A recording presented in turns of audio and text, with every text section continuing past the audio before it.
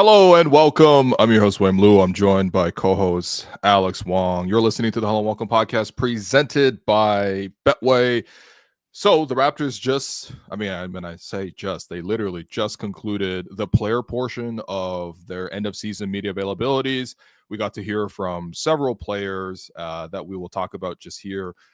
Tomorrow, actually, Tuesday, in the morning, Darko will speak, and then it is scheduled for Masai to speak on Wednesday. So we'll come back with the takeaways from what Darko and Masai said, probably Wednesday afternoon after my week is spoken for here.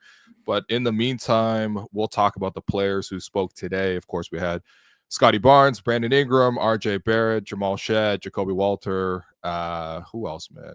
Grady Dick, Emmanuel Quickly, pretty much like everybody that are the main core figures on the team. Jakob Poeltl, of course, can't forget about Yak. But first off, Alex, man, how you doing, man? You good? Good, man. Is my mic on? Yeah. Yeah, it was good, man. How was practice today at the beautiful OVO Athletic Center on British Columbia Road? Yeah, is that what it is? Uh, I think so. Yeah, Mm. but I mean, look, I'll just address it off the top here because of the fact that we've already seen a whole bunch of people leaving comments in the chat, and certainly if you're online, you've seen a clip of Raptors reporters hot mics.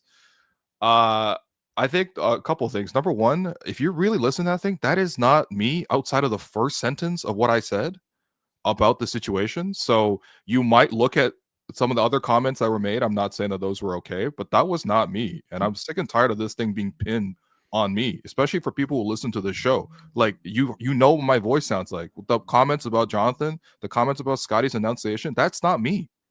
And quite frankly, like in my position, it is quite frustrating because that's just not me. There is a conversation that took place after the media press conference wrapped up, and for my portion, what I said was I was really curious what Scottie.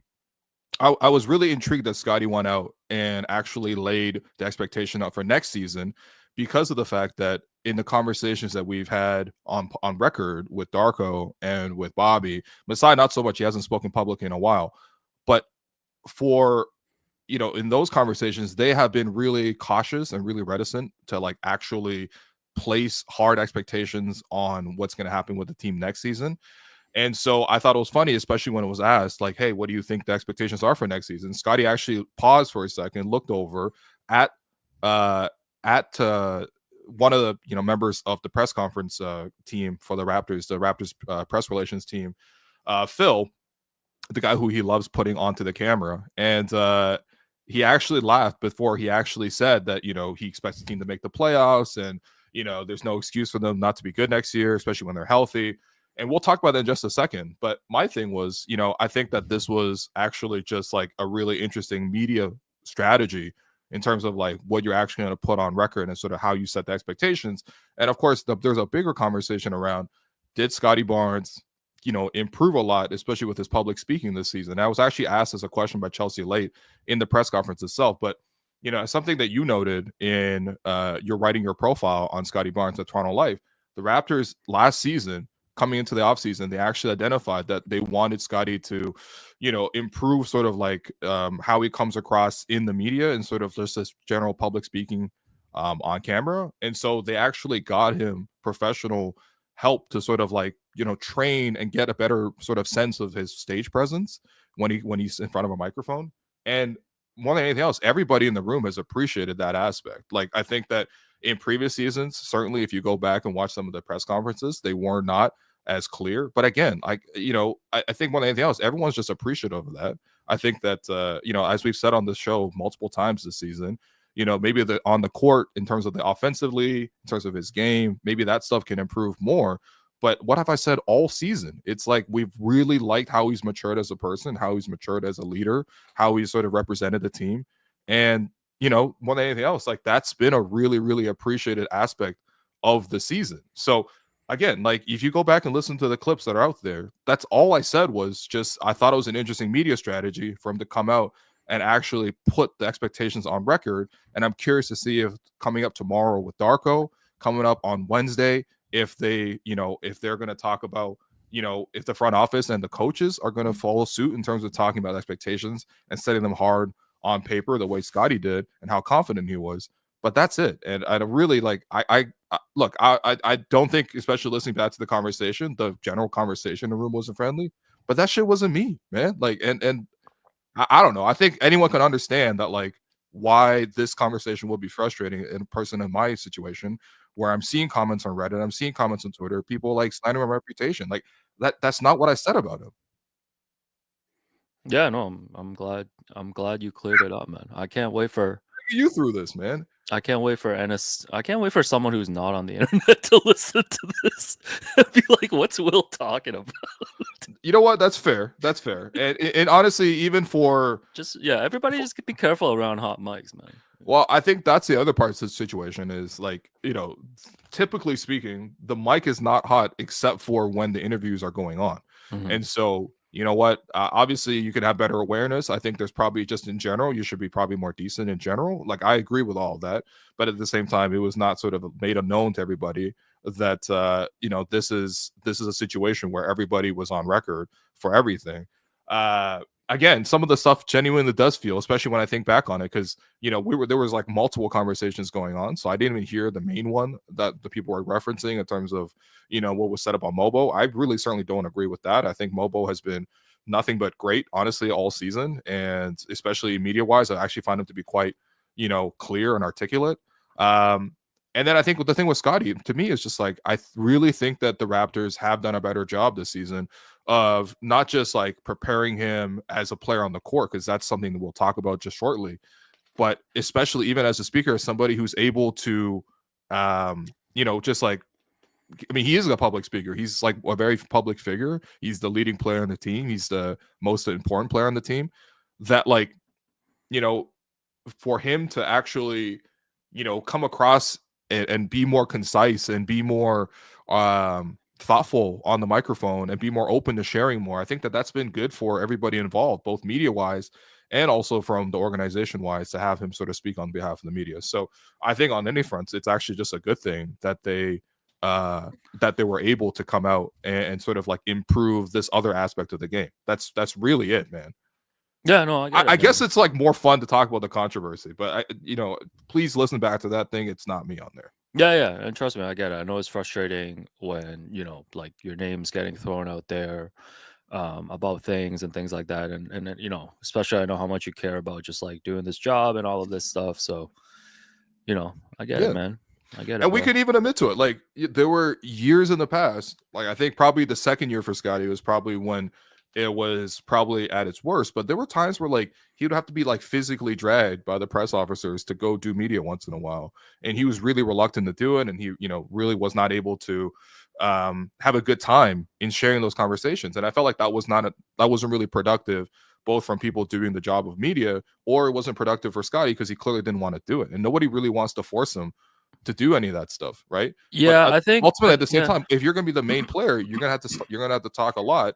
And I think that over the course of whether it's become because of the training or even just because like relationships between Scottie and even individual members of the media, which I can't really speak to because I'm not privy to their individual conversations, but like that actually has improved over time. And I think we've gotten better and better answers. I thought Scottie spoke really well at the podium tonight in terms of like, just discussing his feelings about the team. I thought he was really optimistic. He's really positive. It's all the things we've been saying on the show. Like he's really matured as a person and also matured as a leader of the group. So again, that's pretty much it. I kind of want to just actually move on to what they actually said and sort of discussing that. But yeah, that's it. Yeah, man. All right, let's do takeaway so I can get back to Letterbox. All right, takeaways from Raptors end of season media availabilities for the players. Let's start with Scottie, who probably for me gave the best quote of the night there. He talked about, why am I talking about night? It's 3 p.m. right now in Toronto. Yeah, of the morning, let's say. So Scottie was the second to speak. Brandon Ingram was the first to speak. Scottie was in a great mood. He was really, I thought it was actually really cool to see him be so transparent about sort of like his process. His sort of like what worked for him offensively, what worked for him defensively. I think those things are all pretty strong. And I really want to talk about that. But I think what really stood out was towards the end of the interview, he was asked about the expectations going to next season. And he kind of chuckled to himself, looked over to the side at the PR manager, and he said, "You know what? I think that there's no excuse for us not to make the playoffs next year. I think that what did he say here? Hold on. Yeah, expectations on the team next season. I expect us to do really good for sure, get to the playoffs, make a great run with the team that we have. There's no excuses." I thought that was really interesting because I think this is the first time where the team has sort of set the expectation and set that word, right? Because when we heard about the team going into this season in terms of media day at the start of the year, everyone was sort of talking about rebuild, rebuild, rebuild. No one had even said a word about playoffs or play in. This was kind of the first time that was said, and I think that especially from the main player of the team, I think that it's interesting to sort of place expectations there. I guess I'll ask you, Alex, is it fair to expect the team to be in the mix for playoffs next year? Yeah, I think so. I think based on just, the moves that they made, the fact that they decided not to be more aggressive in tanking, and, I think with the Brandon Ingram trade, it's interesting to me too, because I feel like all these years, usually the expectations are set by like the front office Yeah, and usually by Masai. Like Masai is usually the one that kind of sets the tone in Yeah, terms of what I these agree. seasons are going to be. And at the start of the season too, like he was the one along with Darko, who was saying that this was year one of the rebuild. I guess it's year one of one, and it's over now. But yeah, no, I think all the players on the team have the same expectations going into next season. I think the fans probably have the same expectations too going into next season of expecting them to be competing, whether it's a top six Mhm. or being in the playoffs. This is why I don't like the play-in, man, because I just want to be able to talk about a team with playoff expectations without separating the playoff and the play-in, because it does feel like two separate things. But Mm. yeah, no, I think it's perfectly fair for Scottie to come out and say that, and I think it's good to set that expectation for next season for everybody. Right, right. I think, look, quality of team wise, like I think that like there's every reason to be excited. Like we've been excited. I think ever since the addition of Brandon Ingram, and we knew that he wasn't going to play much towards the end of the season here, which turns out he didn't play at all towards the end of the season. We kind of know between the fact that his ankle still, even recently needed a PRP injection, and also the fact that the Raptors were pretty strongly tanking towards the end, that like that he didn't factor in. But ultimately, I think you add a player of his skill set to the existing roster. More than anything else, you just need to see these guys healthy and play together. I think a lot of this stuff is hypothetical right now, and we can't say it completely on record all the time, just because it's like we actually don't know. There really is a big level of uncertainty as to what this team together looks like. On paper, I think we can all agree that the Raptors have lots of talent at each of the starting five positions. I think that especially when you compare them to where the Raptors have had talent at their positions historically, I think I've even made the argument that the Raptors have a top five player at each position historically by Raptors standards in each of the positions in the starting five. And if you really break it down, I think there's a real good case for that. That doesn't necessarily mean though that the Raptors are going to be a top five, team going into next season, especially in accordance to sort of where they've been recently. We've seen the Raptors have 50-win seasons. We've seen the Raptors have a damn championship season. So, I don't want to put it that far, but at the same time, I like that that's sort of the expectation. That doesn't feel like, it doesn't necessarily feel like a developmental season next year. I feel like, especially if things go right, especially if, all their plans to sort of get together and improve and work on their game all off season, I'm hoping that by the time we actually hear them again next year in media day and in training camp and even in summer league, I'm hoping the conversation at that point is just about how they can start winning games, because I actually do like just how this thing is shaped up. And quite frankly, I don't know about you, but like developmentally and tanking wise, like we've seen 3 years the Raptors have been, out of the playoffs and just straight up not in the lottery, right? They had a playoffs one year, they lost to the Sixers in 6 games, and then they had the 1 year with the play in and they got bounced after one game.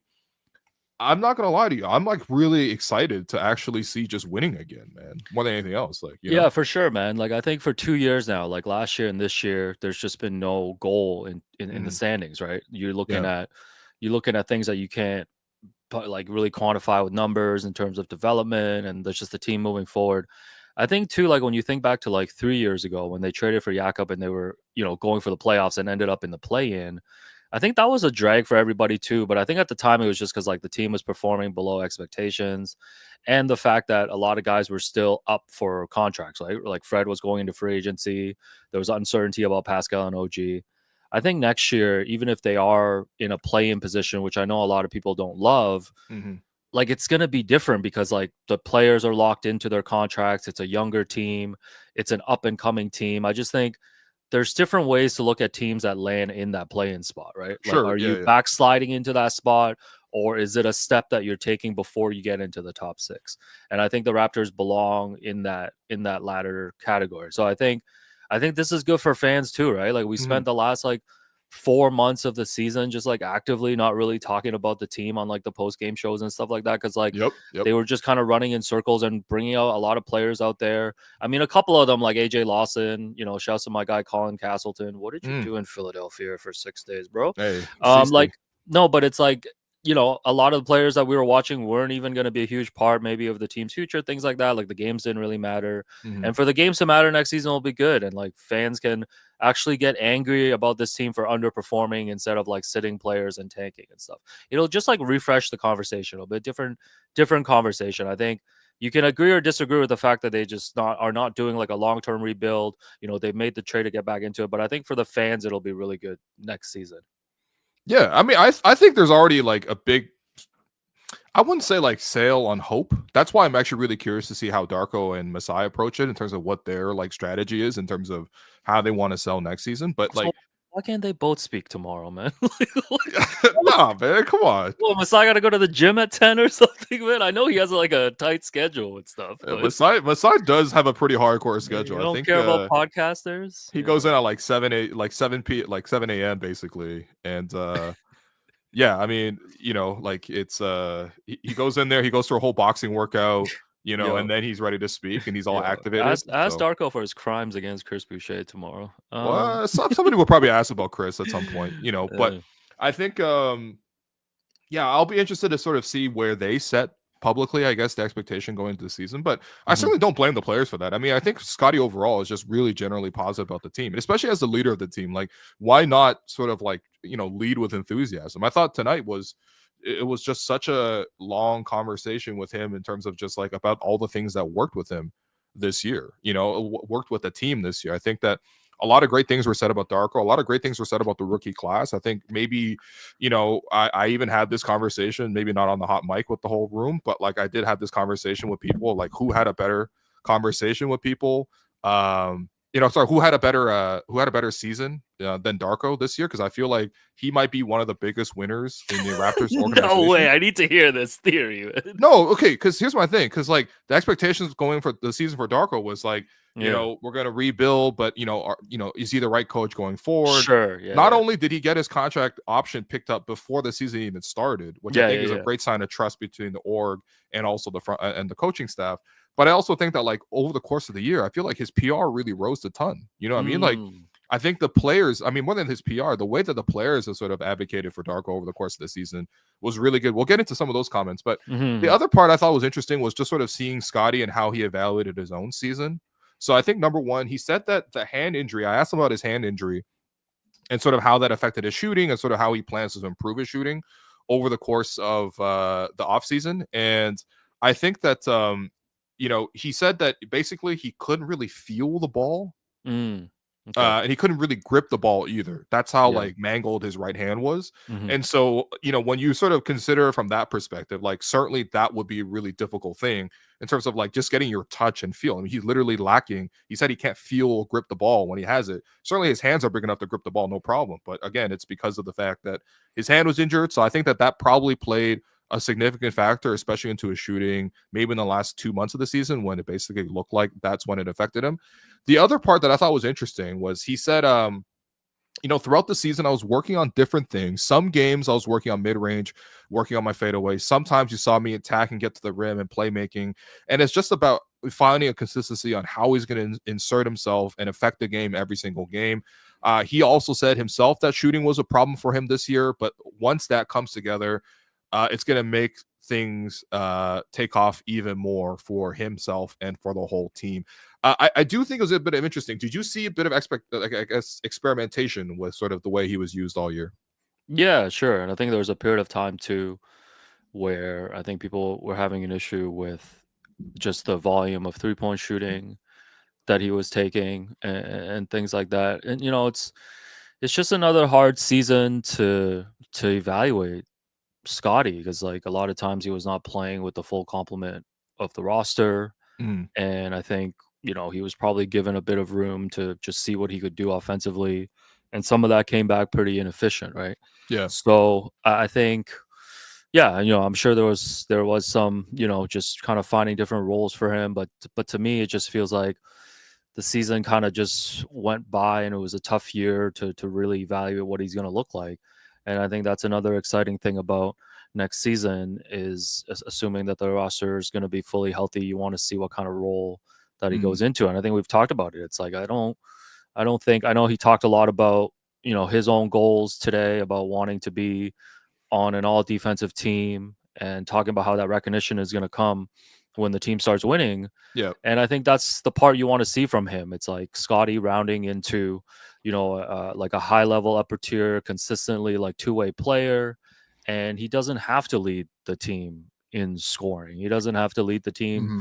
in shots. And if the 3-point shot never comes, like there's other ways, with his playmaking, with his size, that he can bring things to the table offensively. And I think most likely scenario, that's the type of player that he's going to settle into, right? Hmm. Like Hmm. a really strong two-way player on a winning team with the other scores there. So yeah, Yeah. I think he's completely correct about the all defensive stuff too. Like you've seen his like draft classmates, like Kate Cunningham is a perfect example. He's Sure. getting the glow up this year, right? And people would He is. argue Yeah. that he's shown flashes of this in past years, but nobody's gonna care that Kate Cunningham was scoring 25 a game when they're losing 25 in a row. Hmm. So, Hmm. but now that they're in the playoffs, he gets to do a little Shams interview at noon on ESPN Countdown and all that. Hey, I'm So you happy you for hope you Cade, hope man. Scotty would get the same trajectory next year, and he will get that. He will get Yeah. put through that narrative if the team is winning.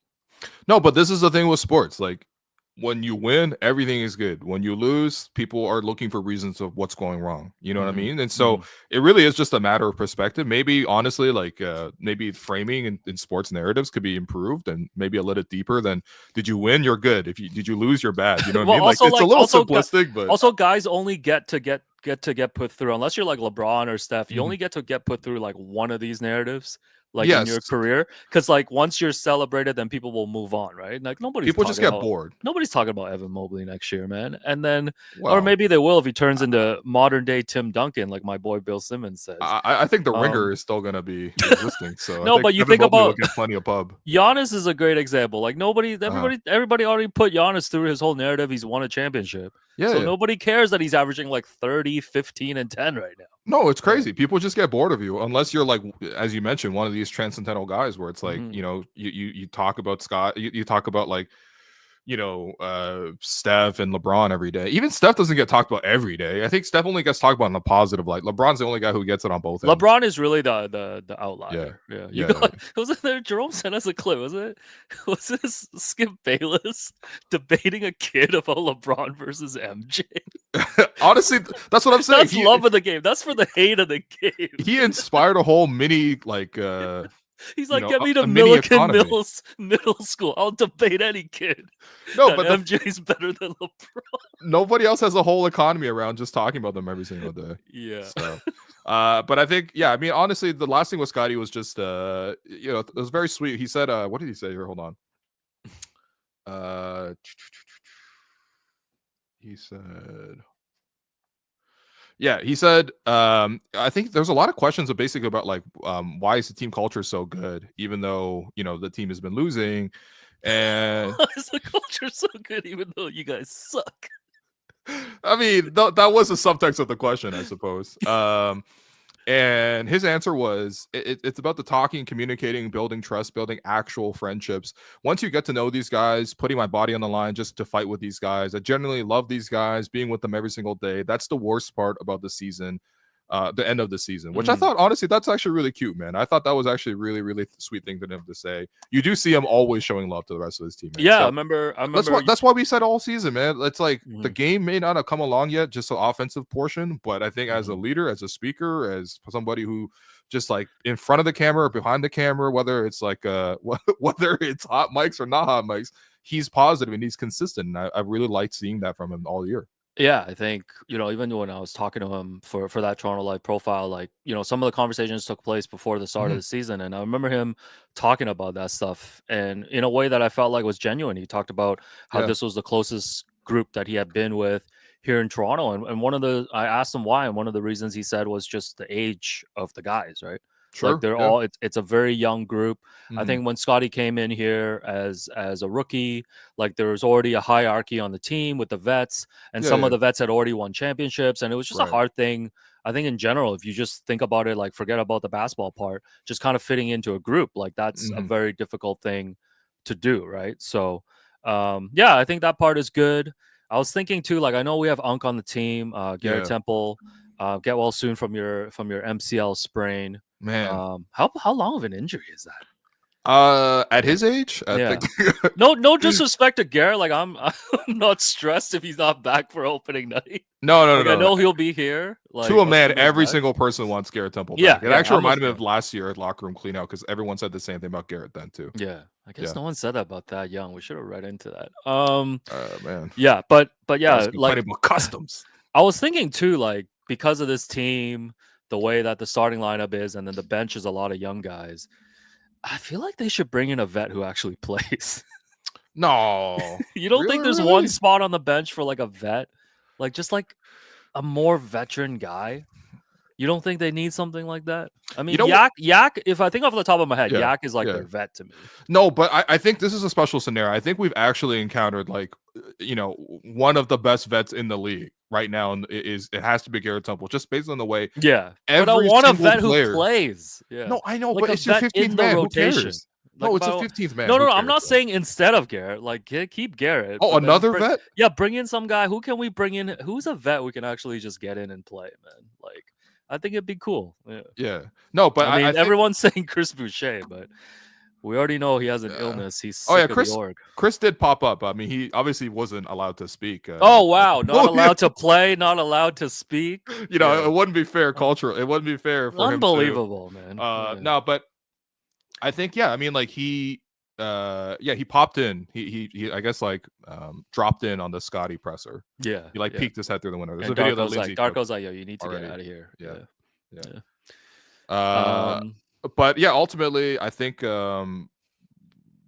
I think Garrett it looks like Garrett wants to come back. It feels like all the players want him to come back, and I think Garrett wants to come back.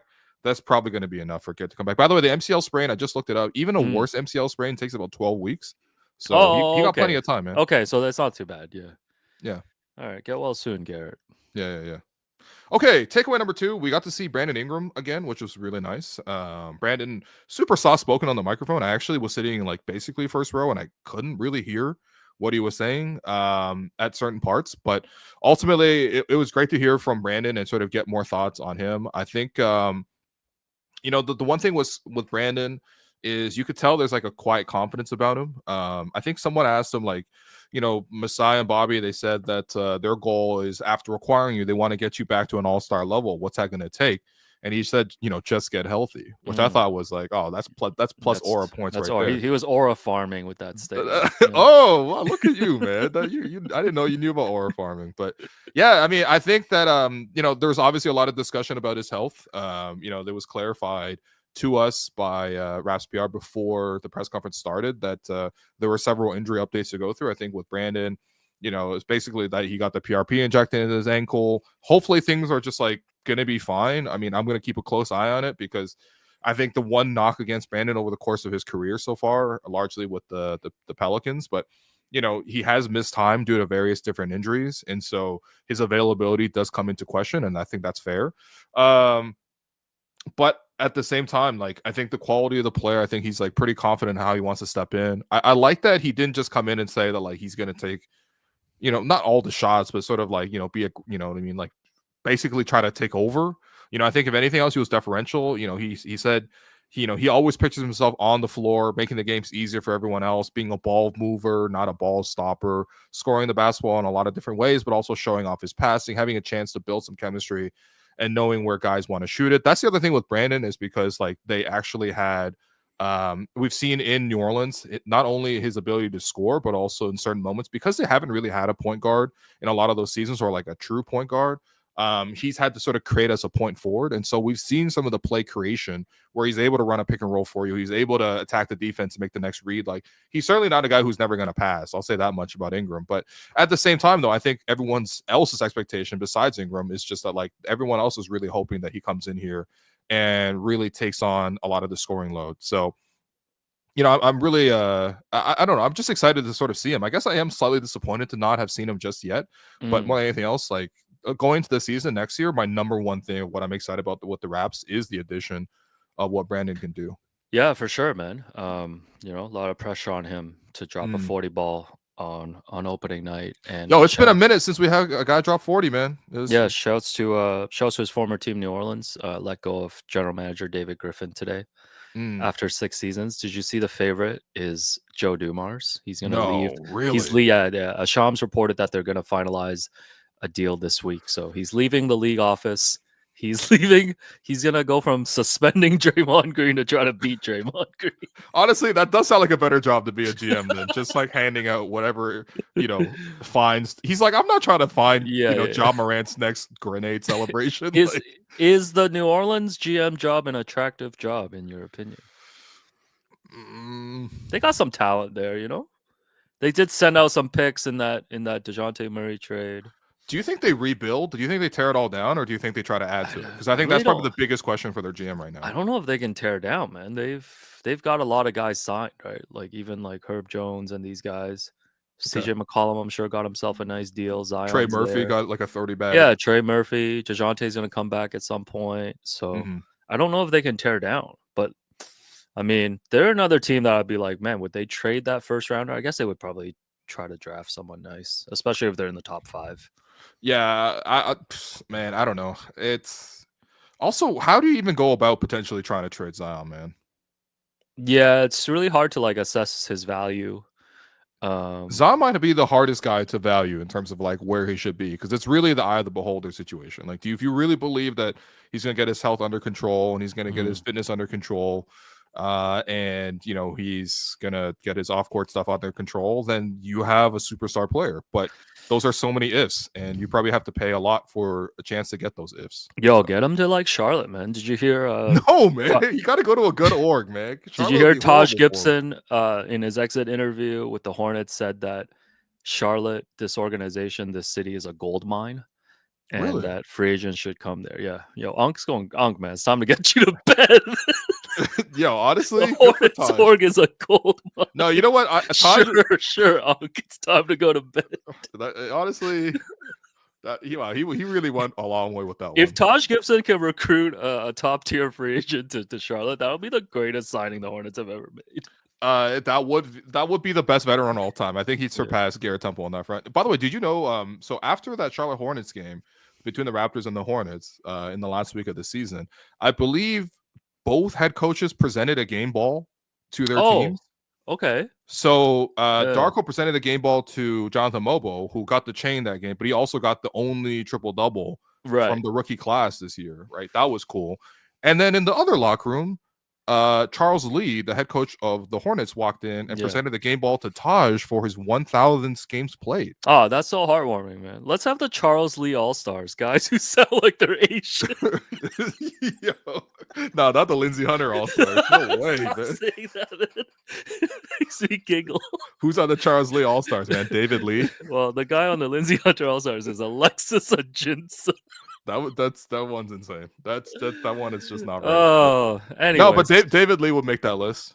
Of course, Courtney Lee will make that list. Okay. We need to get a little more creative. Damian Lee. Oh my God. But yeah, Brandon Ingram. Excited about Ingram. Anything else from Ingram and aside from his expectations? It was interesting because they were also asking him about sort of like what's his takeaway from like what did you learn about the Raptors since joining the team. Obviously, he hasn't played yet, but he's been around the team and watching the games. His big takeaway was just like everyone knows about the Raptors defense, and the Raptors have Oh, this defensive reputation, and okay. seeing how hard guys play on that end of the floor. And I think it's really interesting because he came at the part of the season where the Raptors started playing defense. Because before he came, Raps were like one of the like top, I guess, bottom five, if not bottom three defense Hmm. in the NBA. And of course, the Raptors had this like miraculous like in-season turnaround where they started really getting good at defense. And I think they probably finished the season like roughly average, like maybe 16th or 17th on the defensive end in terms of defensive efficiency. But like, yeah, like yeah, I think that's the part that he was really impressed with. And I think that, you know what, it's just kind of a matter of perspective, right? Because if we watched the Raptors as a whole this season, we wouldn't necessarily say the Raptors necessarily excel on defense. But because he only saw the second half in close depth, he actually sees the Raptors as a big defensive club. And that's my question to you, is just like, are the Raptors going to be top 10 defensively first or top 10 offensively first? Because if you're going to be back to the playoffs, no question about it, like basically top six, you're probably going to need to win like 47, 48 games to be Hmm. safe on that front. That probably means you're top 10 on at least one side of the ball. So which one do you think it'll be, offense or defense? Definitely on the offensive end. I Okay. think I think there's more upside there. I think on paper, if you just look at the starting lineup too, I'm not sure if that's a top 10 defense. Mm, Like if you just look at that team, but you would, yeah. I think the strengths of this team is still on the offensive end. So hmm Yeah, so fair we'll enough. see. Fair Yeah. enough. Okay, moving on to the Sorry, I didn't have a takeaways. longer answer for you. No, it's all good. It's all good. Or Half this Samson, episode was man. just me being like, it's not me. That was going Samson, to be please. 10 minutes of this first 10 minutes. People are like, what is Will talking about, man? Oh my god. All right, next one. I believe we have something on RJ Barrett, who also spoke. Yes, Yeah, RJ. RJ kidding me? Hey, man, shouts to RJ. I think actually RJ, I know his second half of the season, he kind of tailed off, but I feel like the start of the season, like he was, for me, like, especially for the first maybe quarter of the season, maybe first third of the season, I thought he was the Raptors' best player in Yeah, terms I of mean like who that performed I the think best. I think Yeah. RJ coming out the gate this season was like the number one story to start the season. Yeah, him, Yeah. Yaka, Grady. I mean, they were fighting a Hmm. losing battle most times because that's Sure. not enough to compete. But I actually really liked all three of those guys, and those three of those guys gave me, a great impression of sort of who they were as competitors, because you saw Scottie out for a lot of that time. IQ was pretty much out for the first half of the year between multiple injuries. And so, yeah, I really liked what RJ was able to do in that stretch. RJ was asked to evaluate his own season. He said that he became a better defender. Offensively, he said he had career highs in a lot of different categories. Team-wise, as the year went on, they got a lot better defensively.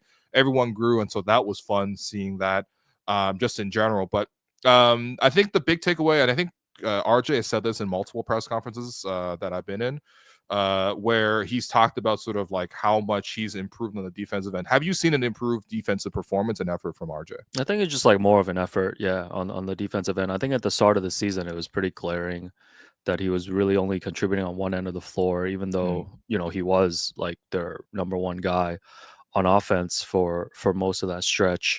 I think another thing too about RJ is that, I don't think there's anyone who's more excited to be a Raptor. mm, Like he talked about it today too, right?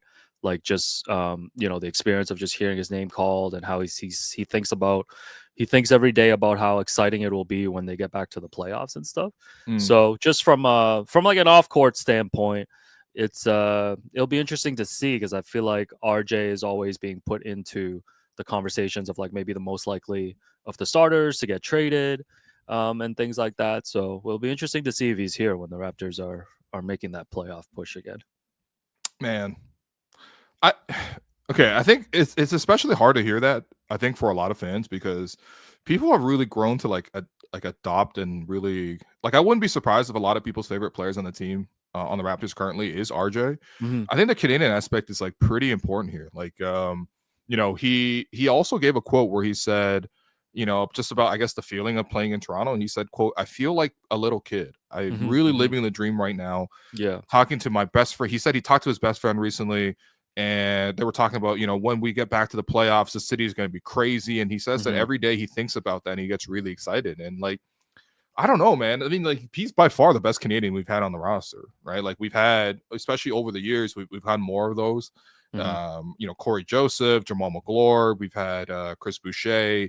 Yeah, Delano we had him Banton. until they benched him and disappeared him. All right, Yeah. Unc, we're gonna get you to bed. Yeah. But I think, yeah, I think it's kind of, for me, it's like pretty definitive. Oh, Ken Birch, of course, representing We the North. Yeah, how could we forget? How How could could we we forget? forget KB, man? Come on. But like, I think RJ has like been the first time where it's like, okay, this is like he's the leading scorer of the season. He's the leading scorer on the Raptors this season. He was, I think, probably the leading scorer for the Raptors last season too, if I remember correctly. But like he's like a main guy, and he's Canadian, and he's from nearby. Oh, Kelly, of course, AJ Lawson. Yeah, shouts to those guys too. Yeah. But Kelly like, still got that bar burrito commercial going, man. hey So man, you still do see him at Raptor games. He's just ordering a burrito with Grady if you watch him in the commercials. But I think people have really developed a sentimental attachment to RJ, and I feel for like sure. more than anything else, it's like, since he wants to be here so bad, and I really didn't have the heart to ask him, like, are you going to sign an extension this summer, or basically, like, what's the conversation on that front? I kind of suspect he would have maybe sidestepped the question in the first place, but it didn't really feel right to put him on the spot. I probably prefer to do that maybe off the record. But like, I think with RJ, I just hope that there's something that he can do. It's like, as long as you do this, and as long as you sort of accept a contract in this range, then you can stick around, because it's so clear to me that this guy loves Toronto. Like, the way he represents, the way he's like talked about like the Jose Calderon era, and he's talked about like the Chris Bosh era, and even small things like when they tributed Herbie Kuhn on the last home game of the season, and all the players went over. It was RJ who gave the strongest reaction, sort of like seeing Herbie get celebrated, because he's got attachments. Like Masai's talked about it, how even when RJ was still a kid, like a little teenager, a little small kid, that like he would be in the tunnel talking to Rowan Barrett, and Rowan would be sort of, imploring the Masai, who was already GM at that point, about like, you should, my son's coming up, and, basically like get my son on the team and stuff like that. Like the fact that that's become a reality, it's just like, look, as long as RJ's willing to do whatever the team wants him to do, I hope that there's a spot for him on the roster, man, because I've grown really attached to what RJ has done for the Raptors and what he represents for the team. Yeah, and I think like just looking at it financially, there can be a spot for him. And it's interesting. It's about, I don't know, like if he'd be willing to take a little bit of like whatever you want to call it, like a hometown discount to like make it work and stay here and stuff. So yeah, it'll be interesting. It'll be interesting to see. But do you think he actually will realistically take a discount?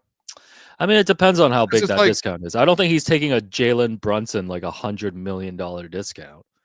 But is he willing to like not, is he willing to not ask for the max amount that's allowable for him? Well, I mean, there's no way he should ask for the max. I mean, that's an open and shut conversation. So I think there's probably room there, Okay. So I'm feeling good. Yeah. If Vladdy can come back for 500 million, anything is possible. What I'm saying? Oh yeah. What did Vladdy say in his press conference, man? Raptors had the second most important press conference today, by the way. He just grabbed his phone and read out thank yous, and then he just answered a bunch of questions. So okay, that's kind of nice. Yeah. Okay. It was fun. All Him and Ed Rogers next to each other, Really? Yeah. Shouts to Eddie. I guess if you spend $500 million, I guess you got to be on that. But like. Yeah. No, it was so funny because in the press conference they actually signed the contract like on the spot. So I guess technically he hadn't signed it. I'm assuming that wasn't ceremonial. That was the real contract. So it'd be kind of funny if Vladdy just backed out. He's like, I heard Yankees offering $750 next summer. Yo, I heard the Mets, man. Me and Juan Soto. Yeah, he was wearing this like fuchsia like blazer. It was it looked nice, good. Fuchsia. Yeah. All right, nice. Yeah. You didn't see him in the elevator? Yo, don't dox either one of us, especially me. Yeah. Okay. Yeah, he's like fans are so nice to me here. I'm like, I'm gonna wait for you in the lobby, bro. I know when your presser ends. Yeah. So that's RJ Barrett. Anything else from RJ? A couple of notables from RJ. I feel like he did say we have better chemistry here than I had on some winning teams, which I thought was interesting. Shot at the Knicks. Yeah. I wonder what the chemistry with the Knicks was looking like. Shot at the mid-3. Yeah. Oh man, come on, man. it was like him, Brunson, and Randall for a bit, and now it's clearly just Brunson as the number one, the captain. He also gave a lot of good praise to Darko. I mean, I think it was pretty clear that both Eric Kareen and Josh Lewinberg want to write stories about Darko, because when you ask the same question to each guy to get their perspective on on a subject. But we did get a lot of answers, and I think it was pretty revealing that pretty much universally the approval rating was really high. He said, "quote Darko's a really good coach. He really cares about us. He challenges us every single day. When someone cares about you, it makes you want to play harder." And of course, I think he was asked something about maybe just the in-game management, and he said something about Darko's ATOs. He said, "We either get a wide open shot, or we're making the shot." So I think he was just very heavily complimentary of the coach, just in general. But that is a repeating theme across the entire. I think again, 8 players came to the podium. Like all of them said good things about Darko. Oh, listen, man, it's this is no shot at Darko. It's easy to be a likable coach when it's a rebuilding phase, So he's entering a different phase next season, so we'll see. Yeah, no, I think that's fair. I think that's fair. I think when the expectation is to win next season, that's a new challenge. But I think based on what he's done so far, he's hit those marks for sure. Also, I really do feel like it's the hardest thing in the NBA now is getting your players to actually like you. Yeah, I think just getting people to like you in general in society is tough. Yeah, especially these 20-year-old millionaires. No, it's tough being a coach these days, man.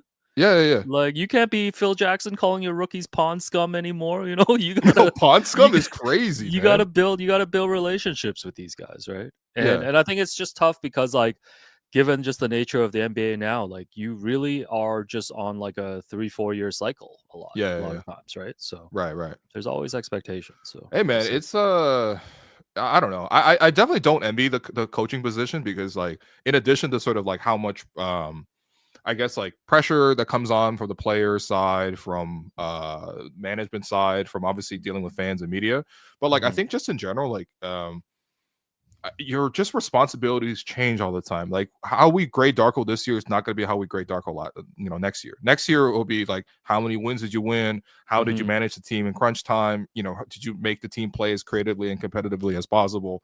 This year the evaluation is entirely different. This year is just, did you get the players to buy in? Did you impose your system on the team? Did you facilitate development? Do the players like you? You know what I mean? Like, no, it's really that. It's just your job changes year after year. Yeah, no. This year was like relationship building. Next year, you got to see those W's. Right. See that chain come out 47 times. Yo, that chain's gonna mean something next year, man. Yeah, I hope so. That chain is gonna mean something next year, man. Maybe we can put away the chain once we're winning enough. Yeah. I don't know, man. That chain, just a suggestion. That chain got a lot of diamonds and rubies on it. It's time to be a serious org again. No, come on, man. Let him have the chain, bro. Come on. We got the nicest chain in the league, man. Someone's got to be a hater, man. Yeah. Can't let Darko be 100% on Rotten Tomatoes, man. No, this season Darko is certainly like, this is why I'm making the argument, man. I think Darko changed his PR more than anybody else all season for the rap side. Yeah. Okay, who's next?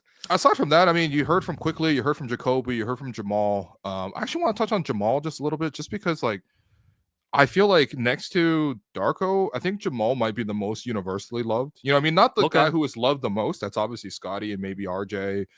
Honestly, it's probably just Scottie, right? Like, he's for sure the most beloved. But, like, I think in terms of who everybody can agree is, like, somebody that they're cheering for, somebody that they're rooting for. I think everyone's rooting for Jamal. Jamal had a really good press conference himself. I'm going to give him an A+ on his press conference. Okay. No, we're rating people's pressers.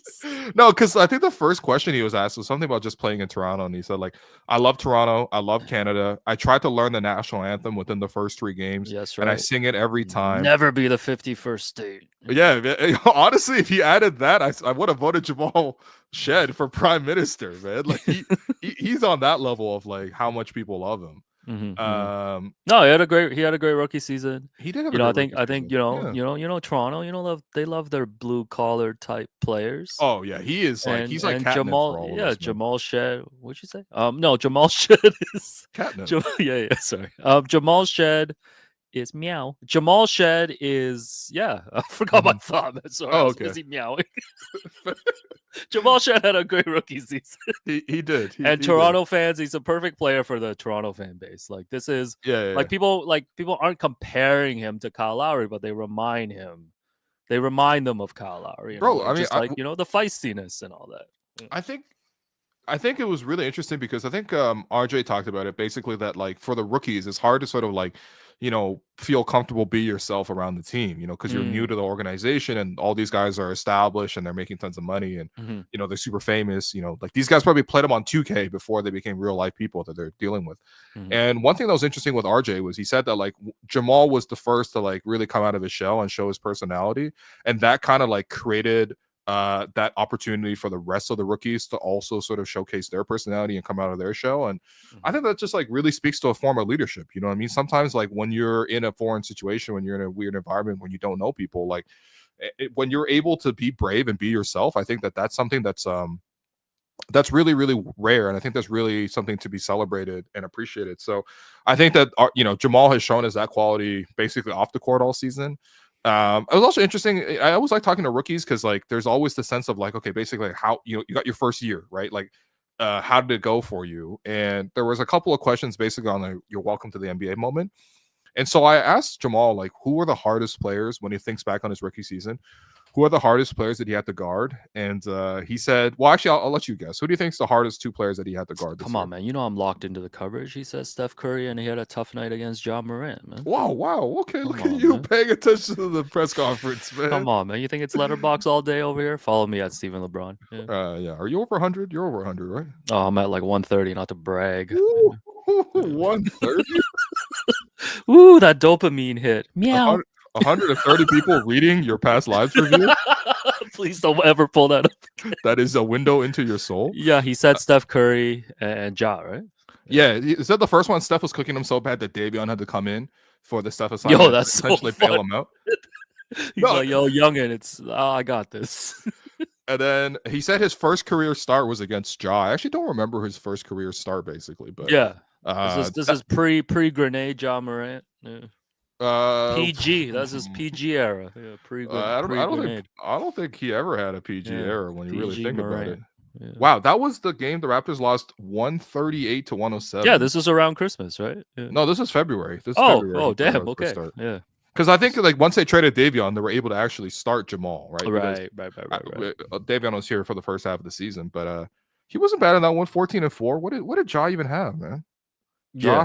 had 26 on 9 of 16 shooting. Okay, yeah, Yeah. And ah, 3 grenades. Yeah. Tossed. yeah, fair enough, fair Yeah. enough. Mm.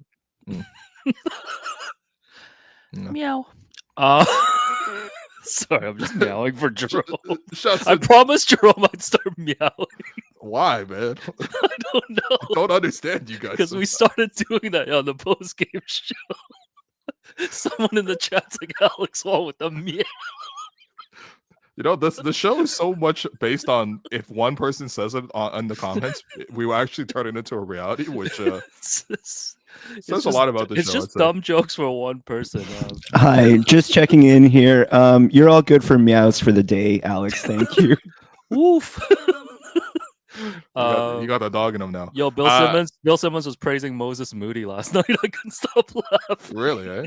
Yeah. Anyways, yeah, Jamal Shed, great rookie season. Anything else from Raptors end of season? Jacoby also spoke. Jacoby, I thought it was interesting hearing Jacoby speak. Jacoby is first of all, I didn't know this, but Jacoby and Jamal take car trips together home like each night. Oh, like that's actually really not really just cool. not just the carpool karaoke with Lindsey Dunn. That was a great segment, by the way. That was a great segment. Yeah. Hopefully, there's more of those on the way. But no, Jacoby's more. If Jamal's more Kyle, Jacoby's more DeMar in terms of his like. He's a little bit more like collected, I would say. Oh, okay. You know what I mean? A little bit more reserved. Who's the funniest guy on this team right now? Funniest guy on the team. Yeah. Do we need to raise the humor level on this team? You think who is humor funny on the team, man? Yeah, low key, it's Darko. Grady cracks guys up a little bit sometimes. Okay, but that's like behind the scenes. Like because I haven't seen Grady been like cracking jokes, like with media. Grady, what did he say? Grady said, at the end of the press conference, he's like, "Caravan is coming up." You know. I saw he was getting excited for Caravan. and then JQ, the head press relations officer, stepped in and was like, "All right, that's it. Interview's over." So that was interesting too. But no, I liked a couple of answers Jacoby gave. I think one, he shared a tidbit about sort of what it's like to play for Darko. Okay. And he said that one time they were in a timeout and Darko really chewed him out in front of everybody. He was saying I was playing soft. He was saying I wasn't aggressive. He wasn't guarding.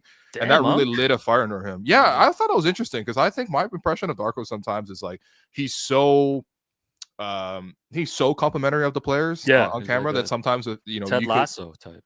Yeah, exactly. That sort of Ted Lasso approach. But I think behind, I guess, like part of being so supportive with these guys is that then you have the trust to actually tell them when shit doesn't work out. And it's not necessarily about telling everybody in the world in terms of through the media or like in front of the camera. You got to pick your spots with the guys and stuff. Yeah. So I thought that was really interesting, actually. He said that Darko lit into him one of those games. PR is through the roof, man. I'm just telling you, man. Darko got the best PR out of the whole team right now, at least at the moment. He also said that in terms of like players he likes to watch and stuff like that, he said he always liked watching Kawhi's game since he's a so did I when player. he was here for 1 year. Yeah. And I think he said, I think maybe Grange cut in and who was like, oh yeah, we know about Kawhi. And he's like, yeah, you guys know it well. But he said this year, the first time he actually got to play Kawhi, he's like seeing it live, it was just different. And Jacoby, having seen it live with Kawhi, it is different. It is Kawhi different, man. But he literally could not have picked a better player to be like, I'm a fan of this guy, you know? Yeah. Especially for this organization. And then I asked him about like who was the hardest players for him to cover, kind of similar to the question I asked Jamal. And he said Halliburton really put him through the gauntlet when pick and rolls and stuff. I think that it was mostly not necessarily Halliburton, but it was just like the amount of screens Halliburton was using and sort of having to track in those. And he said that basically like there was a film session where the following day, the whole film session was just him getting clipped on screens, which, certainly I think drove the point home for him. And then the other one he said was KCP, which I was not expecting. Oh, okay. Are they from the same agency or something? No, he was just saying well, maybe actually. Let's look into that. But I think KCP, if I remember correctly, that was one of those two games the Raptors beat Orlando down in Orlando. But the start of that game, KCP was really cooking. And I guess, Jacoby really did struggle with it. I think it was just the off-ball aspect. Otherwise, he sounded really confident about his defensive abilities, which I really liked. But you just, a cool Darko story, a little bit of love for Kawhi, and then, a strange bit of love for KCP. So not a bad press conference. I feel like Jacoby, we'll have to do 3 stars, honestly. Yeah. Oh, okay. Yeah, go ahead. Yeah. So he's probably Gerald Henderson Award. Oh, okay. Nice. Finally, we got Jakob. Jakob spoke. IQ spoke. Jakob gets the end spot. Yo, give him 1 minute here. What did Jakob say? Hold on. I had a conversation with Jakob just at the end about his free throw shooting because his free throw percentage did really improve. He finished the season 67%, which is still obviously like below at league average, but he was like a 50% shooter at one point, right? Yeah, his career average is 55. Yeah. So I asked him basically like what did he actually do to improve specifically his free throw percentage? And he said basically it was just nothing. I think mostly it was just on the mental side. I think, and then we kind of had a conversation about sort of like how important is the mental side to success in basketball and professional sports. And, he's basically like, look, the less I think about it, the better, which honestly, not bad therapy advice. It's been a while since I've been in therapy. So I feel like maybe trying to therapize Jakob through Jakob was just a sign of a call for help on my front. But It's all good, I was interested. I was wondering if he had done anything specifically different about the free throws. Right. But basically he said he used to get in his own head. He used to like over prepare. He used to like think through his mechanics. The mechanics is still the same, right? Like it's not like he's adjusted there, has he? No, I guess I should have asked him, why don't you use 2 hands on the free throw? He's like, why don't you shut up, you little reporter, and let me play basketball?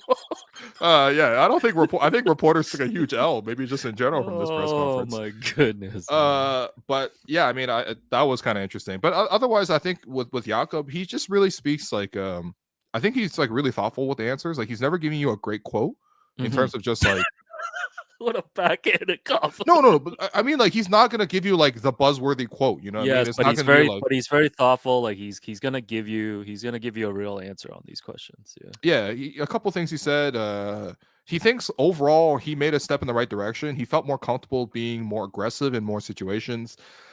He was more involved in an active part of the game, whereas in other seasons he was more of a passive piece where he was getting people open for shots.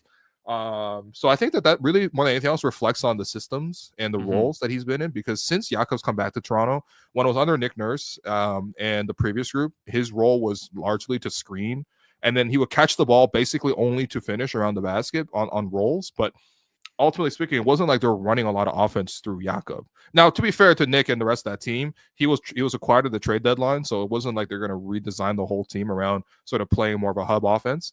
But I think that it's pretty notable between how, you know, they played basically pick and roll and ISO kind of system previously, and then with Darko coming in, turning Jakob into more of a playmaker. On that front, he actually wants to improve. He said he wanted to improve on how he makes reads. The next step for him is to make the secondary and the third reads. He wants to show more poise in those situations. And that he just said he doesn't really have that much experience in the real playmaking role, which I think is interesting because he is older. And, you know, he's, I think, outside of, well, I guess if Chris comes back or not, we'll see. But outside of Garrett, he's basically the oldest guy on the team next season. So you don't necessarily think of him as sort of new in different scenarios, but I think in functionally, part of the reason why players can still develop when they're older is because they can get used in different ways. And I feel like this year we've seen Jakob used the most and probably used the best out of like he's probably played like 5 or 6 seasons here, maybe five seasons as a Raptor. Yeah, he was also between here the for two first stints, right?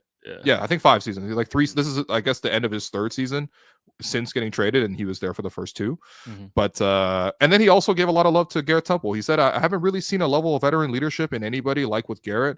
From a teaching perspective, on and off the court, how he handles teaching these guys how to be professionals, how he's very willing to do the little things. It's like a player coach in that sense. Everybody in the organization has something to learn from Garrett Temple. So again, the 2 people with the highest PR on the team, well, 3, I would say, is Jamal Shed, Darko, and Garrett Temple. Those are top 3 right now, man.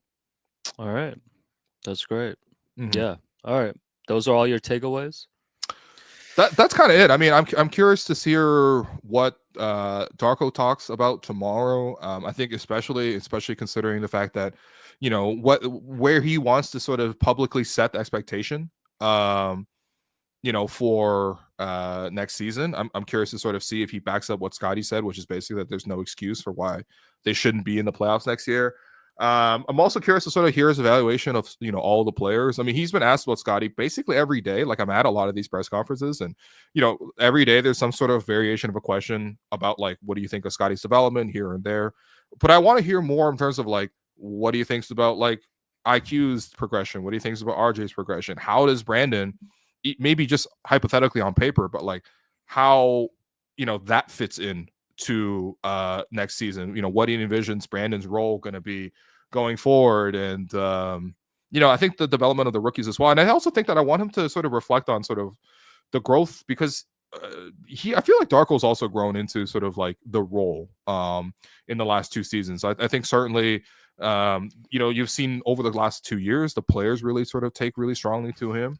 I want to sort of get his thoughts on sort of like how he's been able to win the trust and the I guess the ear of these players, because that is certainly pretty hard to do in this day and age, is to maintain relationships with their players. We've seen lots of firings across the league, just even the last 2 weeks alone.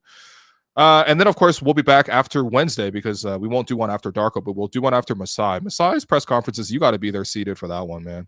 I mean, we got to. He hasn't had a banger in a few years, so we'll see if you don't think so. Through. You don't think Masai going to come on here and be like, "Hey, we'll win again in Toronto"? We'll see, man. He blueprint 3 Jay-Z right now, so we'll see. Really? You tell me that's death of auto-tune right now? We'll see. Can he get an Empire State of Mind? So or death of rebuilding, man. So yeah, we'll be back on Wednesday after the Darko Masai to talk about that. And then later on this week, we'll have a playoff preview.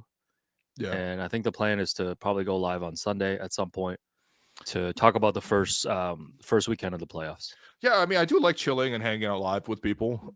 Just in general, I think it's good to get real-time feedback and participation. Yeah, I think. Yeah, I don't know. I mean, I think for the people who listen to the first 10 minutes, we discussed it. Kind of hopefully that is that. I mean, you know, I know we had some starred conversations, Jerome. Is there some questions that people want to submit in the chat here? Is that what we're doing or no? Not too much. I mean, you addressed most of everything in the conversation there. Let's see what we have. Yeah, you addressed David Griffin firing. I didn't know that was setting shockwaves through the league. Was David Griffin's firing, man? Yeah. You addressed Meow. Grady at Caravana. We addressed Yeah. Alex meowing. Yeah. Let's see. Yeah, no, I think everything's good there. I Man. think we can wrap it and come up on it again next episode. Yeah, fair enough. All right. Yeah. Well, thanks everyone for listening. Curious to hear again where Darko and Masai settle in, but we'll be back on Wednesday for that. Other than that, appreciate you guys for joining me here, Alex and Droma. You guys were like, don't say anything. And I'm like, nah, man, I got to say something, man. So I appreciate you guys at least letting me get on my soapbox for the first 10 minutes of it. But yeah, ultimately, that's what we had to say. We'll see you again on Wednesday. And this has been a Hello Welcome podcast presented by Bet.